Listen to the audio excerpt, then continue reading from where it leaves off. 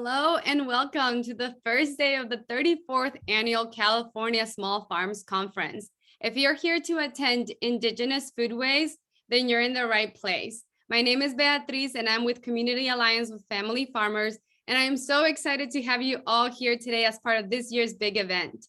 And I really want to thank our panelists for being here today, taking their time to inspire us, share their knowledge with us, and just hopefully learn a lot here today. Also, I really want to thank our sponsors who make this conference possible. Before we get started, I want to encourage everyone here present today to use the Q&A function as well as the chat function throughout the workshop to engage with the speakers as well as introduce yourselves. And please just keep the comments kind, constructive. This is being recorded and we will be sharing it online. And lastly, once this workshop ends, there will be an eval that will pop up in your screen. And if you can just please take 5 seconds to take that little quick eval, let us know your thoughts on this, like overall conference, your workshop, we will really appreciate it. And now without further ado, here are our panelists today, and I'm gonna pass on the mic to them. Hi, everybody. My name is Natalie Solares. I am the Pacific Region Technical Assistant Specialist for the Intertribal Agriculture Council. My maternal lineage is Zapotec and paternal lineage is Guatemalan.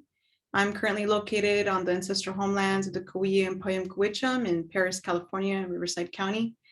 And with that, I would like to thank you all for being present. If you are unaware of the Intertribal Agriculture Council, we are the longest standing native-led agriculture nonprofit in the nation. And I am new to my position, so I'm very thankful to see Megan. She is our Pacific Region board member, and to meet Frankie and Cheyenne. And with that, I would like to go ahead and introduce Megan. We're going to do introduction presentations by the panelists with a prompt of what is your foodways and what does that mean to you? And so we will start with Megan. Hi, everybody. Megan Baldy. I work for the Climate Trinity Resource Conservation District, and I also sit on the Intertribal Agriculture Executive Board for the Pacific Region. I am a Hupa tribal member, and I reside on my ancestral lands of Hupa, California. And Indigenous foodways to me is just a way of life. It's something that we practice within our home and in our community, and you know, that would just be the introduction that I have. Is it's who I am.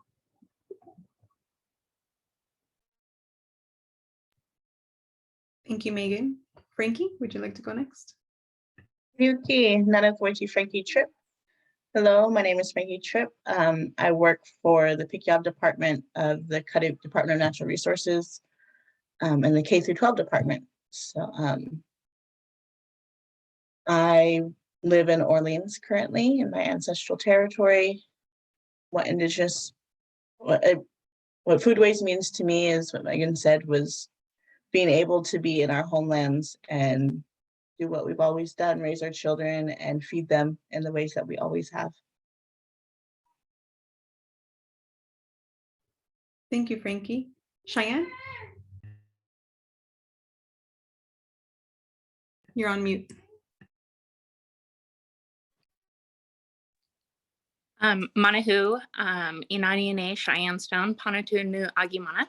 My name is Cheyenne Stone. I'm actually living and residing in Paiahunadu, which is the Owens Valley. I'm a Big Pine Paiute tribal member. I consider myself a land steward, in addition to working as a consultant for Native American sovereignty for small farms. I actually serve as the co-chair for CAF as well. So I'd like to thank everybody for coming out today on this wonderful Saturday morning. I hope the scenery is just as amazing as it is here in the Owens Valley. So thank you. Thank you, Cheyenne. Could you share what is your foodways and what that means to you? You know, foodways, I guess I've never thought of as a separate piece to who I am. It's always been incorporated into my culture and my daily living. So as far as foodways, we try to practice on a daily and tend to the different plants and the animals that we serve, such as chickens, to the holistic medicine that we use, when I drink tea on a daily basis. So it's really just incorporated into my daily lifestyle overall, into my family's.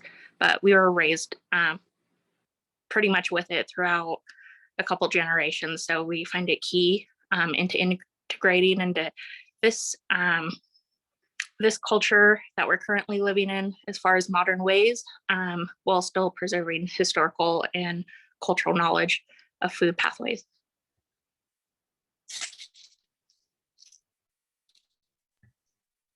Thank you. And so I have a couple questions that I'm gonna share with the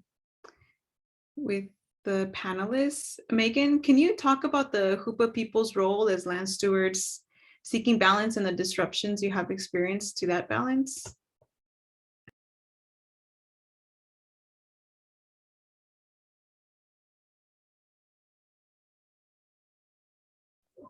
Sorry about that. I'm just gonna pull up a picture really quick.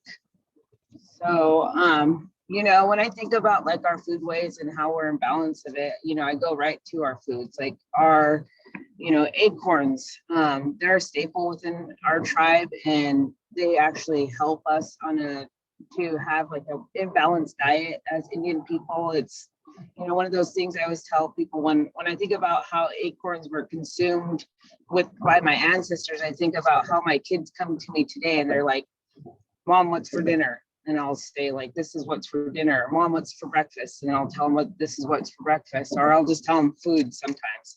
But when you think about acorns and thinking about our ancestors, that's the same kind of thing that I would think about back then, as they'd be like, Mom, what's for breakfast? And she'd say acorns and berries, or acorns and fish, or acorns and deer meat. It was a staple in their home. And, to have that food, we had to traditionally manage the system in which that food was produced. Having that overall oneness with our environment and how we look at things, like even now to this day, when I go and look at acorns when we're gathering, not one tree has the same acorns. They all have their own unique acorns. Some of them are fatter, some of them are skinny, some of them are long. It just depends on the tree and what it's going to produce. And then I also feel like maybe this season we didn't get as much as last season, so then there'll be something else in the that will produce more, like the huckleberries will have more on them there, or mushrooms will pop more. So there's always this balance that you see when you're gathering. And then you might see like, oh man, these acorns were doing good last year, but this year they're full of bugs, and like, do we burn, or do we, go and manage that area? And that's kind of the way that we continue to live our life in that harmony. And for me, when it was disrupted, I think about this picture. These are Hoopa women. They're at Fort Gaston. So Fort Gaston was established during the treaty in 1878 in Hoopa, California. And it was basically there to help manage the Indian people against, we had at that time gold prospectors and homesteaders that came into the valley, and they started homesteading. And so they were afraid of the indigenous people, or our ancestors in that homeland. And so they bring in the army and they established a fort in our community. And it's still there today. It's an adobe house. It's, it's still, we could still go and look at it. But these women are sitting in front of Fort Gaston, and what they have with them is what we call our burden baskets. And we use these baskets to gather our foods, to gather, basketry material, to gather our herbs, to gather anything that we needed. We use these burden baskets. I don't know the exact story of these women and why they're there. I can assume maybe they were there as prisoners. They do have blankets on, and they do have their baskets. So I'm assuming that they were there for rations, which is something that the federal government put into treaties for Native Americans, is that they would ration us out certain foods and certain, blankets or just things that were supposed to be provided to the Indian people. But I see this as a disruption here, is that, this was not our way of life. We didn't go and sit in front of a fort and wait for our stuff to be rationed out to us. We would gather, we would manage, we would be a part of this foodways. And so that would be my answer on that question. And I'm going to stop my broadcast and join back to you guys.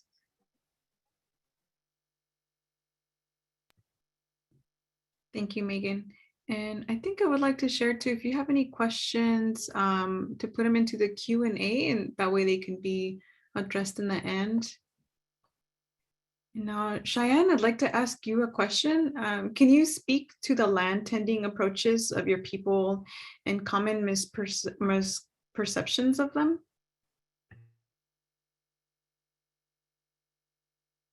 Oh, you're on mute. What a great question. Thank you. So asserting Indigenous food sovereignty. So initially, prior to contact, a lot of the Indigenous people, we had to survive by hunting and gathering and tending to the land and knowing where the resources were. So after contact, we transitioned to a bit of a different system. And I like to mention that, as my colleague said, some of us were subjected to living off of rations. During that time of living off of rations or commods, as some people know, the transitioning to society began to keep blooming, as I like to tell people. So as a colonized Indian, I'd like to say, of course, I have a refrigerator. So one of the ways to incorporate both a historical, meaningful livelihood for my children is to teach them about their cultural ways. So some of the tending approaches that we commonly do, or that we've grown up doing with my grandpa, is going out and gathering pine nuts, which we call tadup in our area. And some of those pine nuts are located in the ancient Brazil cone pine forest area, which doesn't necessarily allow gathering sometimes of certain species. But we tend to take care of the trees by removing the foliage in the areas that dry.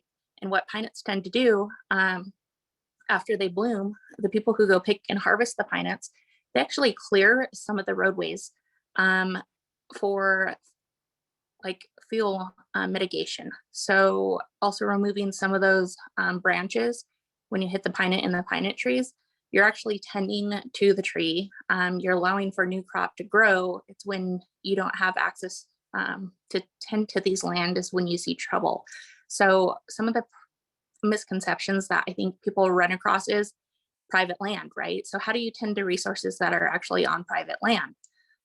You have to develop a relationship with the private landowner in order to go collect those resources. So common one is also willows. I mean, willows are incorporated into a lot of our cultural, historically and present day as well. I mean, the resources that we use to be sovereign, the items were truly recyclable. And when I say they're recyclable, let's just say that my bowls were made of willow. I wasn't producing waste.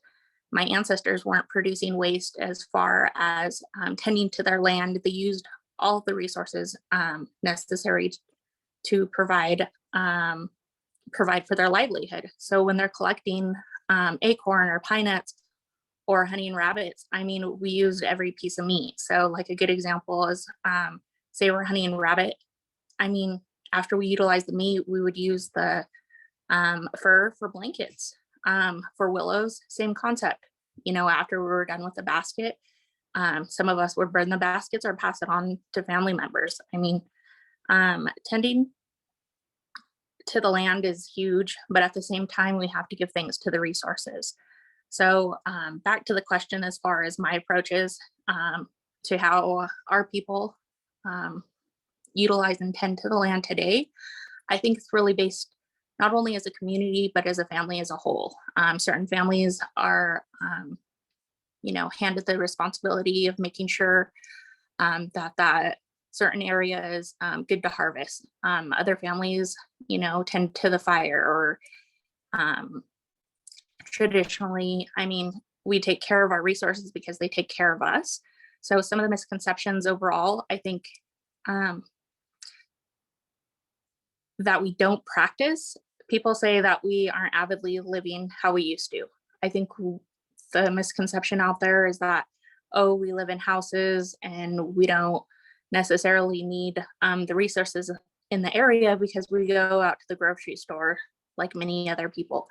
Unfortunately, some of us do utilize a grocery store, but who doesn't?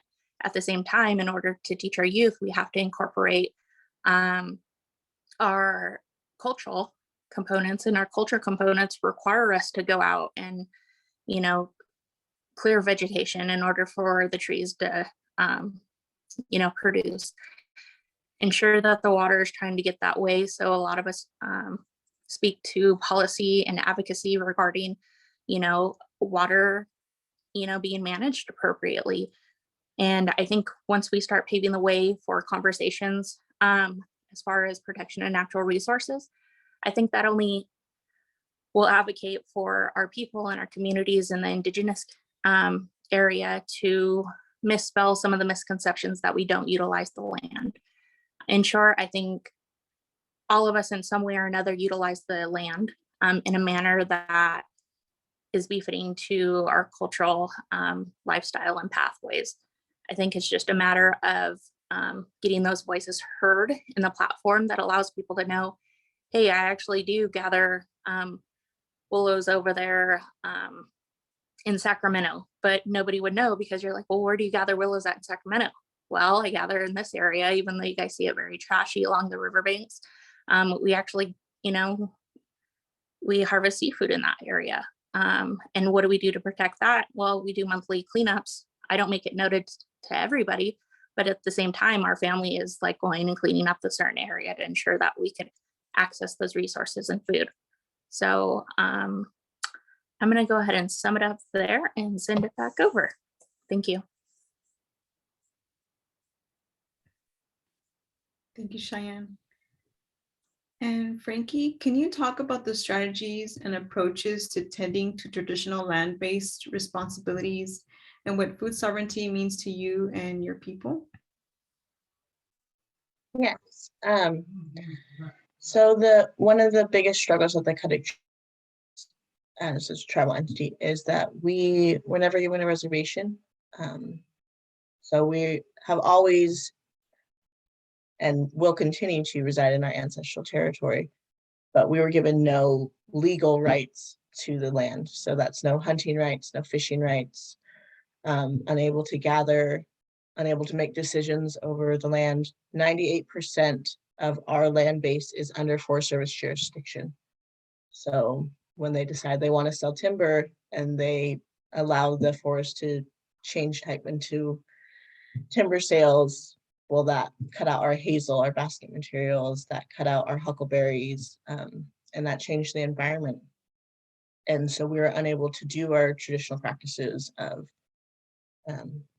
cultural burning or prescribed burning. We were unable to gather most of the plants that we gather from. They need the disturbance. They like willow needs the river rising up. But with our low water levels, we're unable to do that. So we're having to adapt our ways of managing the land to work with different partnerships. DNR has worked really hard with our forestry division, trying to, you know, bring back more elk land and restore those things. Our fisheries division working hard to try and we haven't had spring salmon in our area in a long time. I don't even know if in my lifetime. And so not only are we having to go along, you know, with climate change and those issues, we're having to adapt how a lot of what we're having to do is restore the land before we can even begin to use it as we should.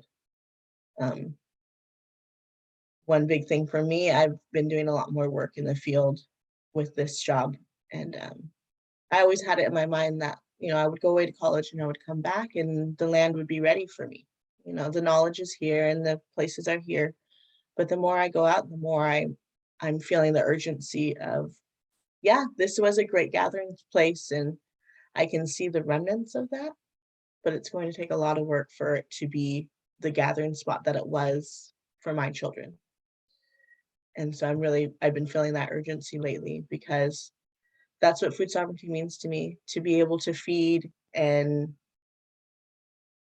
provide for my children in a way that we always have since time immemorial. This in the places that my ancestors gathered and fed their children. That's what I would like to do, and that's what I would like my children to be able to do. But we're in that place now where it's just a lot of the restoration work. It's going to take a lot to get back to that place. And like Cheyenne was saying, a lot of it too, like, yes, I go shopping at the store, and yes, but that's also that's still part of my values. Taking care of my children and feeding them in ways that make them healthy, you know, making sure that we get outside. And we're planning for a youth conference in this summer, and someone brought up the point of like, well, this day is supposed to be around physical health. Like, well, we can't really talk about physical health without talking about mental health, without talking about emotional health. And when you look at gathering, it does cover all of those aspects. You know, you're learning from your community, you're going out with your family and your friends, and it's a time for you to be alone, to be out in your land, to connect with the land. And so you're filling so many different needs. And I think emphasizing that that's still what we're doing, no matter which way we do it. We're still connecting with our families. We're still,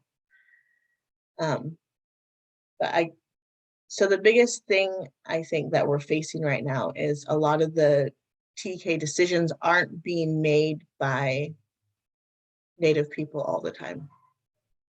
You know, I did some interviews with some basket weavers, and they say, no, they're doing cultural burns now. Like, isn't that a good thing? And she said, it is, but I'm not being consulted on where they're going to burn. I'm not being consulted on, you know, the exact places that I want, or even being told when they're burned. We're working to shift that, but as long as Native people aren't making these decisions and aren't knowing who, you know, aren't connecting with the right people who have, you know, she was talking about how they would have to sneak around and, you know, try to find the burn sites and try to sneak in. And, you know, I've been through so much just trying to keep these traditions alive. And we're making good shifts towards what we need to do, but we're not all the way there.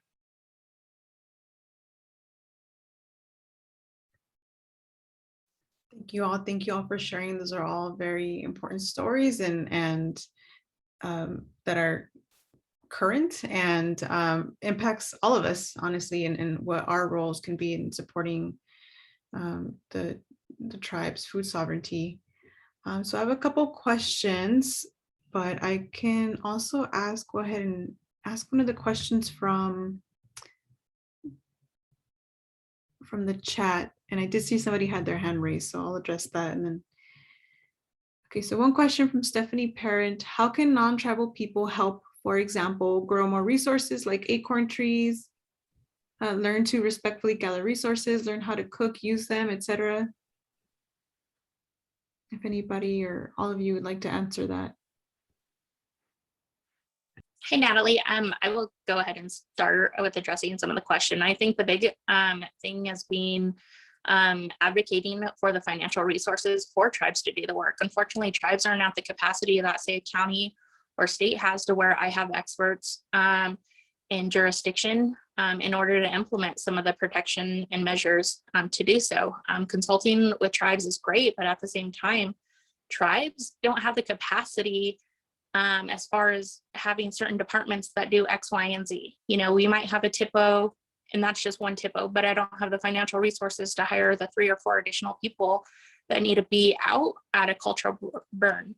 I also find that advocating through legislation to ensure tribes have the ability to be sovereign when making food choices provides a lot of assistance. At the end of the day, tribes need the financial resources in order to become sovereign. And with that said, I think advocating or revegetation measures and advocacy work for policy, in addition to financing, I mean, it would help the tribes significantly.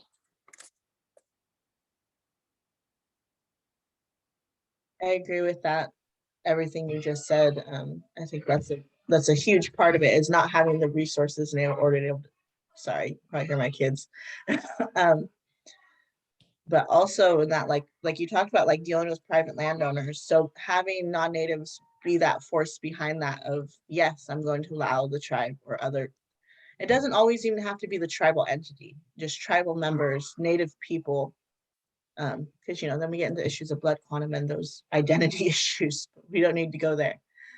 Native people to have access to those places and say over what goes on there. Because like I said, gathering acorns is great. But if the trees are in a state of disrepair, if there's, you know, things that have overshadowed them, if they're damaged, if they've, you know, if they've been mismanaged, gathering isn't the biggest help needed. It's being able to manage those places to get them back to a place where they are as bountiful as they once were.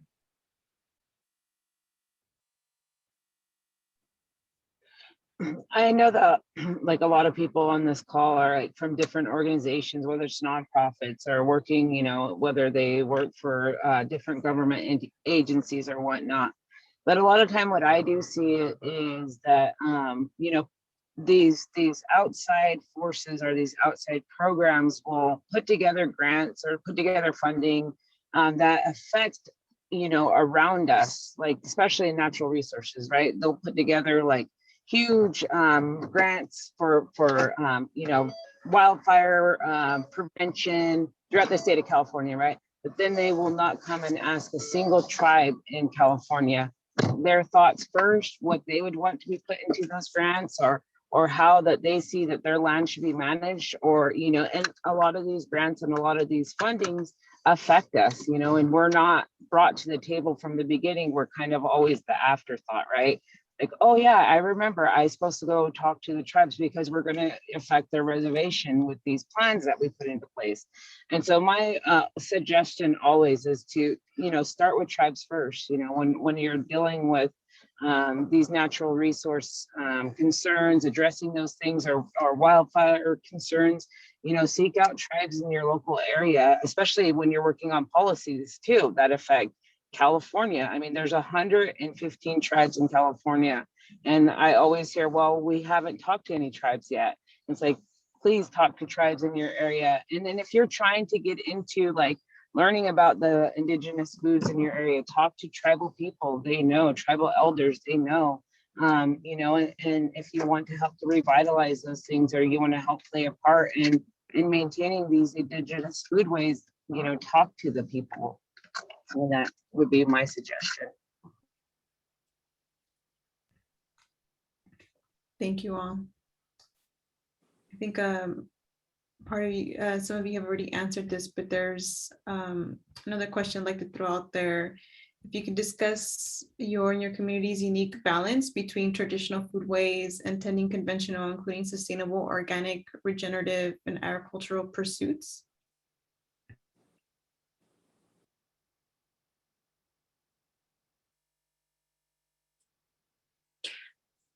So I guess I'll start. So I think a good example of how some of us reacted to COVID-19 definitely shows how sovereign we are as tribal citizens. I think a lot of us have seen the impact of COVID-19 when it came time for grocery shopping, or the resources that we have in our area, or what resources we were lacking. I think that showed a good time for how it showed us and illustrated how we really need to be dependent upon our own system and coexist with both the land and the resources in our areas.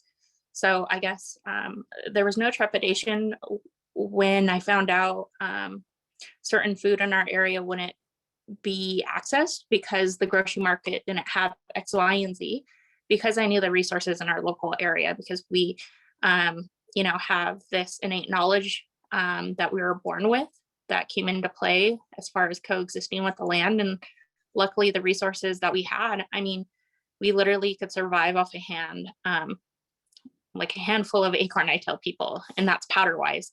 But that acorn is so fatty that it would allow our, you know, family to survive if the worst came to worst. So back to the question of how a lot of us co-manage and incorporate some of it into our daily lives. I think just acknowledging the resources out there, and how do we incorporate those resources into meaningful conversations that would allow us to make positive change.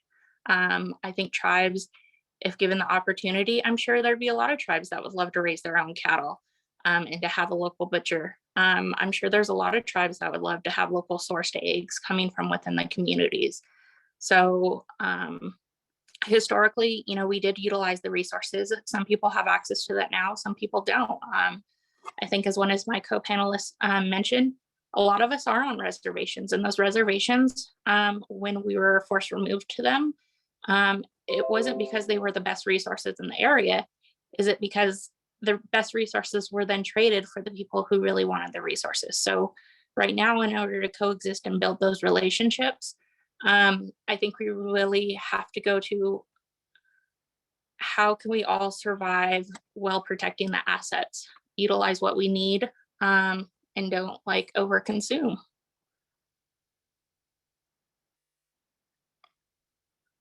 I guess we're going with this pattern.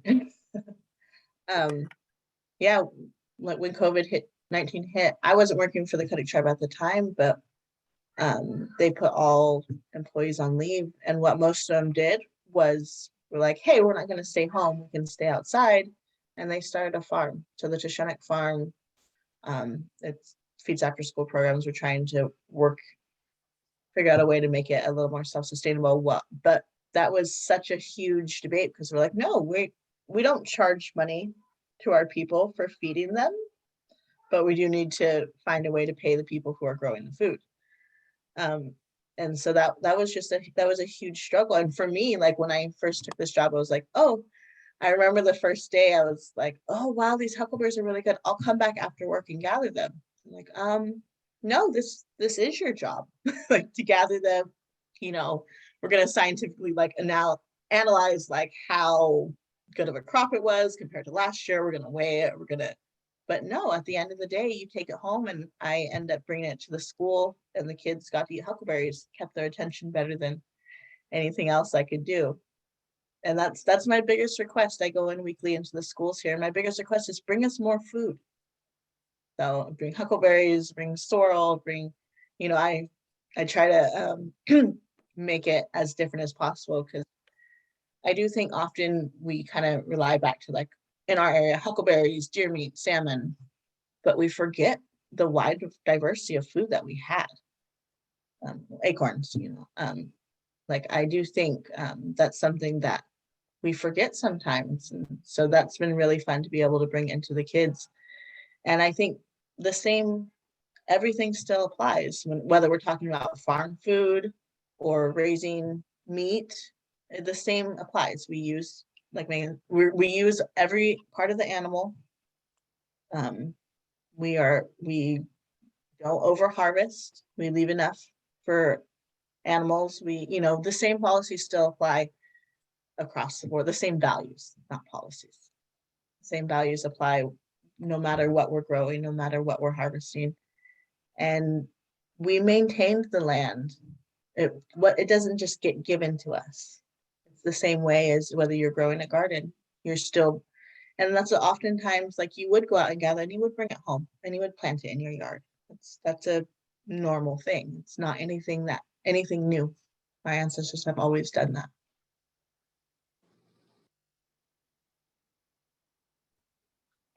So the ways that we do it within our home, how we practice our indigenous food ways and that relationship with the food, with contemporary foods is, we raise pigs. It's like we've been raising pigs for 6 years, and I have a bunch of boys, so I got to feed them. Like, I have 5 boys, 1 girl. I mean, our girl can eat too, so it's not just the boys. And so, when you think about when our men go out and harvest a deer, right? They have that respect for that animal. We always, tell our kids that animal laid its life down so that you can have life. Its life should not be taken half-heartedly. We know that we have that animal all the way up to consumption, and we're connected to that animal, right? We like when I open a jar of deer meat or when I get a pack of deer meat out of the freezer, I remember my sons and my husband and them dressing it out. And then, you know, us packaging it together, I'm connected to that meat, that memory within that food. In the same way with our pigs, you know, we remember from like our boys literally help birth our pigs and then they help to butcher, you know, and they have this relationship with them. And a lot of people, when they come over and they see them, they're really intimidated by the size of these animals. You know, some of them, their heads are, you know, I mean, at least 4 foot apart, heads wide, you know, and they're huge, hundreds of pounds of animals. And I watch these boys, they'll feed them, they'll get into the pens, and they have no fear of those animals. They don't like get worried about anything because they have that relationship with that animal. They know what that animal is going to do. They know what the animal needs, you know, and when we harvest it at the end, we respect every part of what that animal has given us. You know, its life meant something to us and it gives us life, you know, and that ethical raising and harvesting of that animal is still the same mentality that we have if we were to go out and get a deer or elk or these fish. You know, we have that same mentality. And so I think that's a good way to carry it over into our lives. When we talk about this contemporary way, we're connected to food, and it's always been a part of our identity. We've only had, you know, in our area in Hoopa, 150 years of this disruption, right? But we've had tens of thousands of years of living a certain way and carrying those ways on to the next generation. I always think about like getting our kids out there gathering acorns and mushrooms and berries and herbs, you know.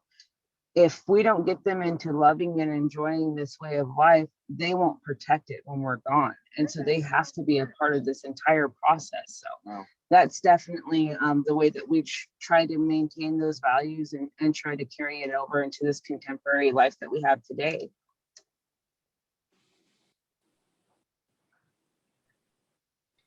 Thank you all. I have one more note I want to make on that too, that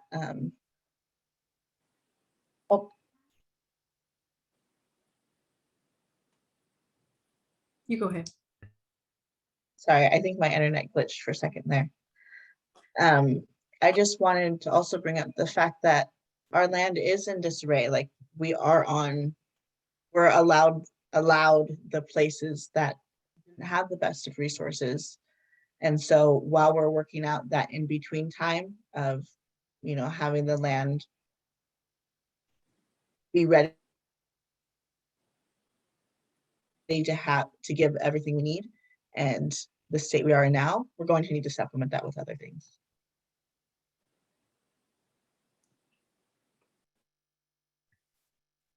Thank you, Frankie.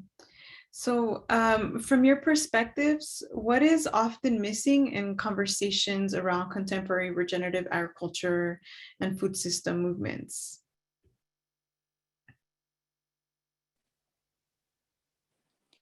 So I think for regenerative agriculture, I think we have to invite the cultural keepers to the conversation. I think it's huge because they're the ones with the historical knowledge and how to incorporate that information. So I think once we invite those, you know, those elders or those respected people in the communities that have that knowledge, I think we could help bridge some of that. But at the same time, it doesn't always have to be from like a tribal perspective. I mean, we as individuals, we could grow 1 or 2 tomatoes a year and that would lessen the impact for, you know, carbon emissions of driving to the store. I think just incorporating the basic needs in our communities come really from ourselves. I mean, I don't buy eggs because I have more than enough eggs. I don't sell the eggs to my people. If they want eggs, they could come to my house anytime and get eggs. I think once we start getting into that mentality of like resources in our area can be utilized among our people, I think it's essential to sovereignty and to regenerative agriculture.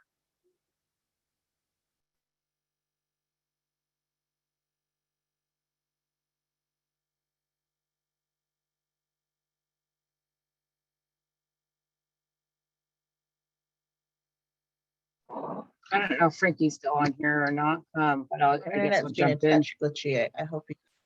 Okay, yeah, she's still there.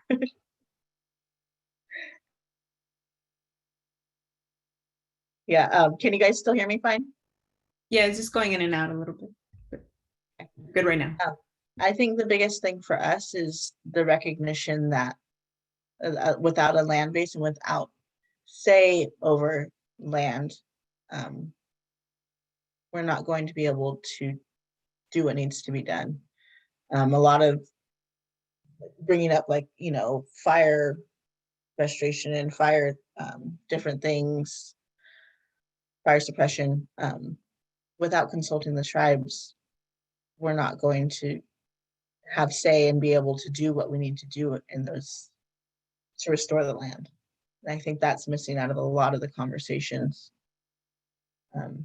And so bringing in, you know, like monocropping and things like that, like those, it's, my partner does a lot of research on permaculture, and it's interesting to me because when I read about it, I'm like, oh yeah, that's basically native ways. Like it's nothing new. It's all based on indigenous cultures and what has worked and what's been proven to work for since time immemorial. And I think a lot of times that's what's missing from the conversation. It's nothing new.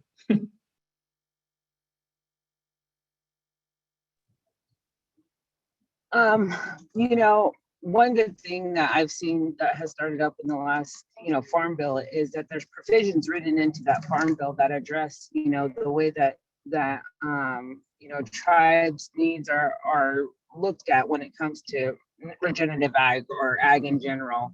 And, you know, a lot of the things that are put into the existing farm bills or existing policies, you know, really hinder on Native American resources or indigenous foodways. One of them being is like, you have to prove that you can make $1,000 a year off of your ag, right, to be considered a farmer. Well, we don't talk about subsistence farming, right? We don't talk about how that is important to indigenous people, and that's the way that we manage and we sustain our own selves is through subsistence or subsistence gathering, subsistence fishing, and so we get limited amount of resources when it comes to tending those things, right? Like when it comes to burning, for instance, when we're burning an area for acorns or trying to make sure that we don't allow certain pests or sudden oak death come into our community, you know, those resources are limited because we use that as a subsistence food. It's not monetary to us to sell those acorns or to sell that fish, you know, and so we look at ag at a very different angle. We look at ag in the way that we would just be subsistence food people, foodways, right? And then, you know, the barter ways that we've done it, like, you know, Frankie, she's a neighboring tribe from Root Country. We've done trading with them since time immemorial, you know, and we don't have a monetary eyelid on salmon and berries and, you know, how we get shells from the coast. We have a, hey, that's going to work for me, will this work for you mentality. And we do those trades and that bartering, and that's our economy, right? And we still have those economies in place today. And I think that, you know, we have outside forces and outside agencies that continue to come to the reservations and say, yeah, I see your guys' problem. This is how you fix it, instead of giving us the resources we need to fix our own problem, because we're the only ones that can do it, right? We are Hoopa people, or I am a Hoopa person. I know my community. I know my people. Give us the resources to be able to do those and fix and self-regulate and self-manage. And that's what the Self-Determination Act and sovereignty really means, right?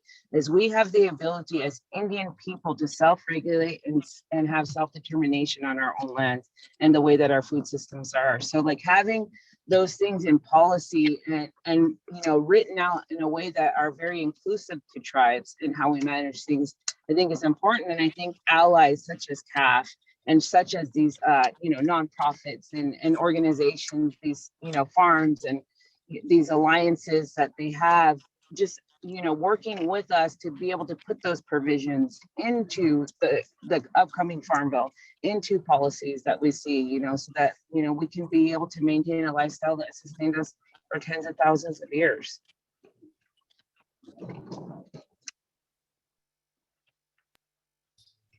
Thank you, Megan.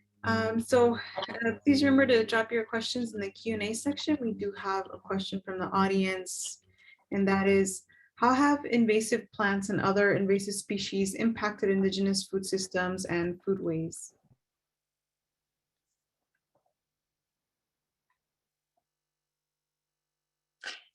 So great question. And I like when people use terminology such as invasive species, because let me tell you a quick story real quick. My dad, he does revegetation monitoring in Mercury. And if you guys are aware, Mercury in Nevada was actually the site of the atomic bomb. And so one time this well-known botanist from a well-esteemed university told him, well, what do we do about these invasive species?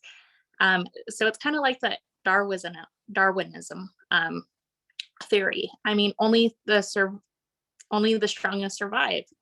So in my experience in our culture, whatever the resources in the area were, we utilize them. If it was the invasive species taking over that said plant, rather than fighting against it, we tended to just work with it. So, I get it. There's invasive species that tend to take over the biodiversity in the area. I guess it just comes down to the area's priorities. What makes it invasive versus, well, this is growing because this is the environment it's had to adapt to. And unfortunately, some of those invasive species are tough. I mean, the tumbleweeds in my area, let me tell you, those are tough little suckers. But at the same time, we also use tumbleweeds as a tea. So, I mean, it's really just the perspective of how you utilize the resource. But, of course, invasive species aren't always looked at as the greatest in the scientific world. But I think what it allows us to see is our area is no longer capable of that said plant. So I think removal and mitigation efforts of the invasive species is key, but at the same time, at what point will the survival of the fittest plant or animal, I mean, you have to adapt eventually. So I guess the definition of invasive species is always interesting, to say the least. So I guess I'd be curious to see how my other colleagues like invasive species or don't like invasive species in your practices for removing it. I would venture more on the don't like them. I think but also like blackberries is the biggest example. Like right now, we actually do have a few grants on like figuring out how to remove blackberries on a larger scale. Like that is the deliverable that we're trying to work towards. And it's really funny. We just did a field trip and the kids are like, oh, so I noticed like when you burn the blackberries are coming back stronger. What are you going to do about it? And we're like, or how do you get rid of them now? We're like, that's a great question. That's something we're currently working on. But at the same time, when we were putting in the farm and stuff, it wasn't a huge blackberry field. And we're like, oh, we need to leave some because that's what people pick. And so I think for us, the biggest part of it is the invasive species have taken over the places that are left, that are available. So like we've been studying a plot of blackcaps, but they're being taken over by blackberries. So because it's one of the few places where the blackcaps can survive because they need more sun, they need more of that environment. Everywhere else around it has been taken over by firs because the Forest Service's goal was timber. And so invasive species are taking over the places that are left. But if there was more places left that where those plants could grow somewhere else, then it wouldn't be as big of an issue. Like one of our bigger issues right now is that they've allowed so many of our places to go through a type change. So go from a meadow to a woodland, go from in the interest of getting more timber, and then kind of abandoned it. So that's our biggest issue. One of our bigger issues here is trying to restore some of those places back to what they were before. And then invasive species is definitely taking a toll on what's left. That's Yeah, my definitely. I'd have to agree with Frankie is that we do have a lot of invasive land management that needs to take place. And we see a lot of our gathering areas overtaken by species, not from here. Himalayan blackberry brush is a good example, but also in fishing, you know, like our fisheries, like we see a bunch of invasive species coming through. And what's really cool that Hoopa has done, and I thought was like one of the most awesome exhortations of its sovereignty, is we installed a weir again. And so in this weir, it has a live catch system. And the data that we are getting and that we own as Hoopa people is so awesome. And it's actually helping like NOAA. And one of the things that they've been doing in these live catch system is they're culling out all of these invasive species and letting like the coho go up. So like, if you're familiar, that coho is an endangered species to our people, you know, and it's one of like the best types of salmon or the best types of meat that we have, but there's invasive species, and you know, not having habitats, natural habitats for spawning continue to be in place. And so what the Hoopa tribe has done is with these live catch culling out and then sending up those native fish, and so that they can continue to spawn. And the data that we're collecting, we own that data, but it has been so beneficial for our people to see, you know, that hey, like this invasive species is coming through, like collecting what one is coming through, these frankenfish or these hatchery fish are overtaking the native population. And so we can take that out, but also we're using those fish to feed the people too as well. And they're giving out fish. And it really goes back to that village mentality that we had in the beginning, right? Each one of our villages in Hoopa had a head person, and that head person would say, you can go get this much fish. Or they would put a weir in, they would say, you know, this much fish for you, or you can go gather right now at this time and you can take from this place, you know, and that had that mentality. And they would tell each and every person within that village, this is how much you were able, so that we didn't overtake or we didn't molest or rape the environment, you know, and we made sure that this balance was kept into place.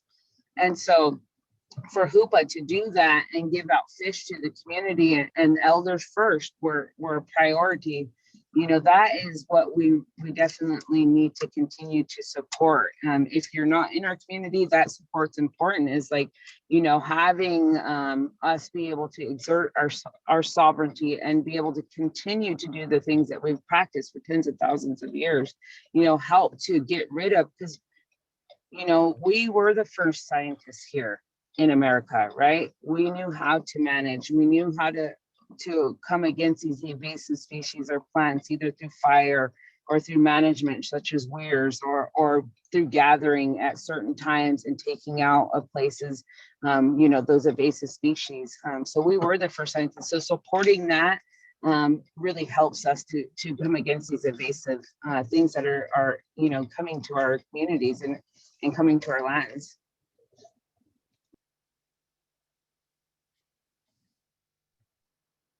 Thank you all. There's another question from the audience. What's one thing you are working on that inspires you to keep doing work on food sovereignty?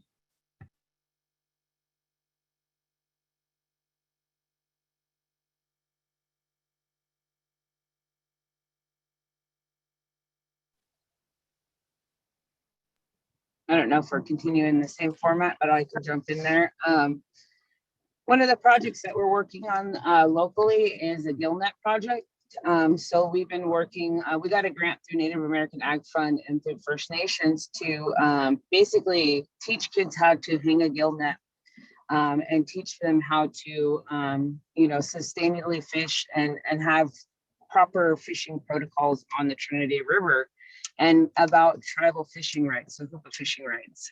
And so this project has been so great because we've actually had local fishermen be the ones to teach, but also we are able to not only teach the kids about hanging nets, they actually get the net that they hang. And so it's not only just, you know, showing, teaching, but it's an empowerment, right? They have that tool with them. And then through the project, we also, once they hang their net and once they, you know, learn about different things about proper protocol, like one of the protocols is like, there's fishing holes that have been in people's, you know, I guess ownership for generation upon generation. And you can't just go throw your net any which where you want to put it into the river. You have to go to those heads of those families and ask if you can fish there. So that respect, that protocol along the river is important. And then also, you know, that how our ancestors have fought, like we had fish wars in our area, how they fought for those rights to continue, and how we keep continuing to fight against water diversion. And like I said, these invasive species that are coming in. But, you know, at the end of it too, we also teach them not only to fish, but how to preserve those fishes. Because that is one thing that we really want to teach in food sovereignty is, yes, there's getting food and gathering food, but there's that preservation of that food too. So that how do you keep it there longer? And so we teach them how to fillet salmon, we teach them how to smoke it, and we teach them how to can it. And so that they have those abilities to not only fish, but to preserve those foods that they're getting. And that we actually give them a fillet kit and a canner as part of the grant. And so we see that as a great opportunity to not only, you know, create responsible fishermen, but also people that are going to be able to feed themselves in case of a food crisis, which we are seeing right now in America with this COVID-19 and how fragile our food systems really are. And so giving them those tools and that ability to learn and be able to do that in their families is a cool thing that we're working on that definitely inspires me. And some of these kids, man, they can whip a net out quick. And I'm like, dang, like, I wish I could do that. But they're like, just like, you know, just going at it. And we had one kid that he had made 2 nets in like 2 days. And I was like, man, that's crazy. So those kind of things inspire me. And I just definitely enjoy being with the youth and having them learn how to do these things. I love my job.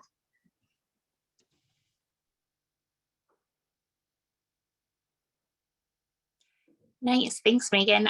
So I guess I'm gonna lead with something very short. As far as what inspires me is my children. And it's my children because I hope one day that they continue to pass on this knowledge. But more so, I think what showed as far as working in sustainable farming, and what it comes down to is I want to be able to have that youth or that interested person bring me the holistic medicine when I'm sick. If I'm too old to go out and gather acorn, I sure hope one of those youth know how to go and collect and harvest from start to finish. I sure hope they know how to make pine nut mush. I sure hope they know how to give me rabbit stew when I'm old and I can't get out there. And it's all about preservation of the knowledge, right?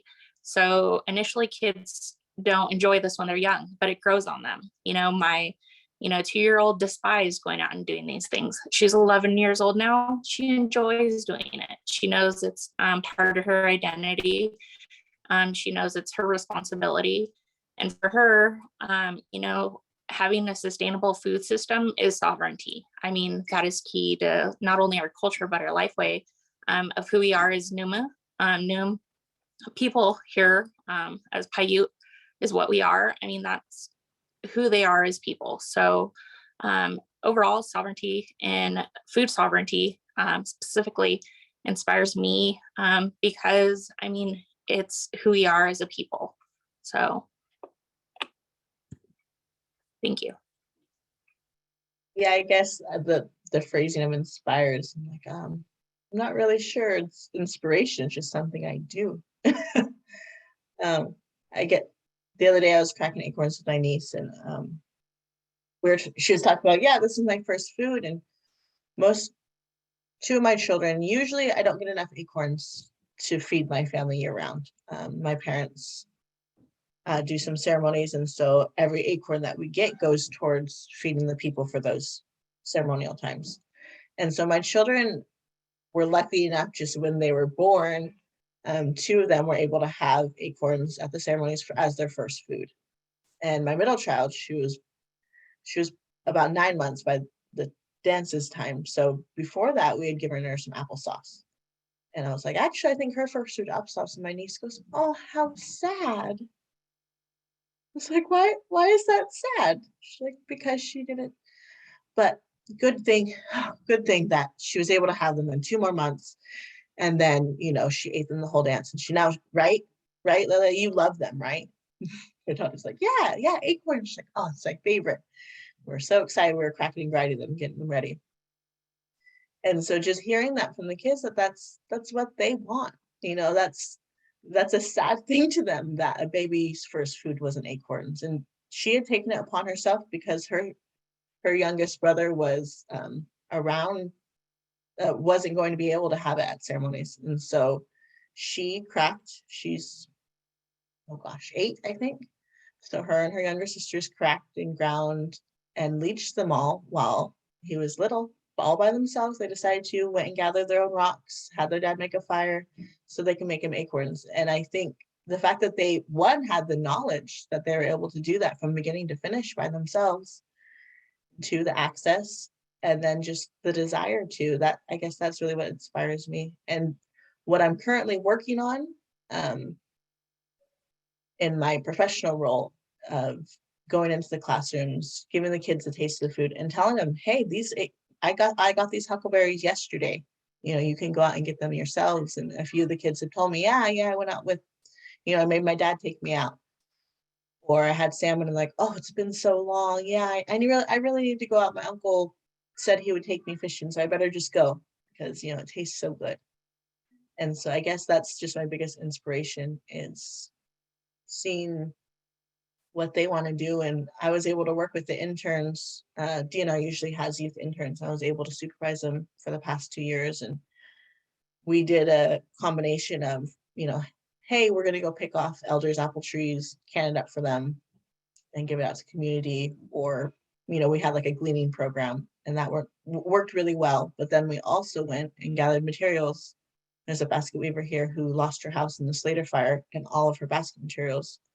So we were able to do a tiny, tiny little dent in restoring her collection of ferns and different things. So just seeing how passionate the youth are and how much they want to. And for me, realizing I've always felt like, oh, I don't know that much. You know, I know a little bit. I can't identify every mushroom.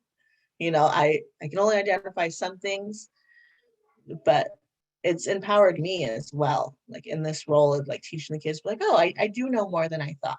And one thing that I really want to pass on to those youth is valuing that knowledge. I feel like I've always been like, oh, I'm good at school stuff, and, you know, I do some native stuff at home. But once I went into college, I'm like, no, actually, there's tremendous value in now working this job, seeing the researchers coming here and asking us for these questions, that I'm like, oh yeah, that's always how you do this. And that's always how you do that. And they're doing these studies to prove that it works. It's like, well, that's just something we've always known. And so I've really been trying to work on empowering the kids and trying to bring in the community people that I go to ask questions, the basket weavers that I go to, showing the kids like, this is your wider community. These are the people, these are the experts that you can go and ask, and they're ready and willing for you to ask them and to learn from them. That's what they want. That's my inspiration. Thank you all. After hearing all of you, I'm kind of thinking of this question. What do you think tribes need to start their own like WIC or first foods programs to support milk breastfeeding parents, even pregnant people, so that their babies can taste traditional foods while they're in the womb, and to have the foods available for when they do start eating solids? What do you think is needed for tribes to start their own first foods programs like that, if you have any ideas? Something I just took an Indigenous breastfeeding counselor course a couple of weeks ago. And so that's actually been really fresh in my mind, because I felt like a lot of the conversation was less about mothers or communities wanting to breastfeed, and more about like the lack of knowledge and support. So, you know, mothers have to go back to work, and workplaces aren't accommodating breastfeeding, aren't accommodating of gathering. You know, a lot of the times it's a lack of time and effort, and so what is missing out of that is the community aspect of, you know, new mothers wouldn't go out and gather their own foods. new mothers wouldn't be responsible for a lot of the things that they are now. They would be taken care of. And so trying to switch towards a more community aspect of that. One thing I think is people are having to work. They need to be employed in order to pay for their family. You can't really live a fully subsistence lifestyle anymore. You have taxes to pay, you have gas money to pay, you have, and that's not going to change. So for me, I think being able to pay people to gather and process, and, I think definitely bringing the youth in, and the biggest part for us, once again, would be land and access to the materials, as well as a good crew that would be able to, maybe several, one for gathering, maybe different times of year, one for teaching youth specifically, and then one for the processing, and maybe another for distribution. Frankie, I think you have a really good point. I think it comes down to, in this day and age, we don't have the means to go out. I mean, it's a 9-to-5 job sometimes to go out and gather that material and harvest it. I mean, if we're making acorn mush, hell, that takes me a couple months to finally shell and take off the skin. And I mean, it's a long process. But I think Megan had a good point, is in order to do some of these systems, you're going to have me charge my people. I'm not going to charge my people. I'd rather have that farmer work the land and tend the land, and that harvester get paid out of that grant, than me making a sustainable business. Why? Because, if you ever go to one of our tribal meetings or tribal community events, there's always food. And sometimes we're ordering that food from that fast food place. Well, how hard is it to get that Indigenous chef to have, that homegrown local beef, or that homegrown buffalo or deer? But some people need access to that land. Or some people need the startup funds to say, hey, can you buy me 10 buffalo? Can you buy me 10 cows at, $10,000 a head? But there's a way to make it sustainable, as long as the financial resources are in place that would allow some of these organizations, whether they're nonprofits or tribes, to institute some of the mechanisms for, baby's first food to be acorn. Mom shouldn't have to worry about, X, Y, and Z and financial stress, when there should already be programs in place that would allow them to get, say, organic food. And that could be created through WIC and through those vouchers. It's just finding the means to pay for that system to initiate. And then afterwards, it could be sustainable, not through the purchase of using money, but through using WIC vouchers and creating some of those opportunities for, these local systems to help allow Indigenous food to be, prevalent in our communities.